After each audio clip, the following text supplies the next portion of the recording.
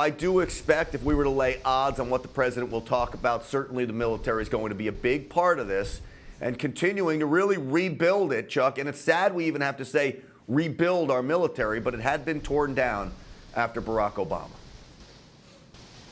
No, it really has. Actually, it's been fundamentally transformed. And I think aside from the fact that things that we've reported on before with the lack of readiness for many of our troops, for the lack of equipment that functions correctly, for the lack of pilots that we're facing, those are just symptoms. The root problem here is that Barack Obama worked very hard to transform the military. He loved the idea of the military as a petri dish.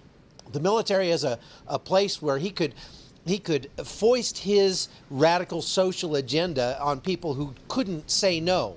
And so what happened was he drove out a lot of the people who didn't agree with that agenda and made promotion, especially in the higher echelons of officer ranks, dependent on being on board with that radical social agenda. And I think that's, look, you can pour a lot of money back into the military and we can help with the readiness issues and that sort of thing. But the real challenge is going to be changing that culture back to a culture of winning rather than a culture of inclusion. Because as I've said many times before, the Army that is focused on inclusion will always be destroyed by the Army that's focused on winning.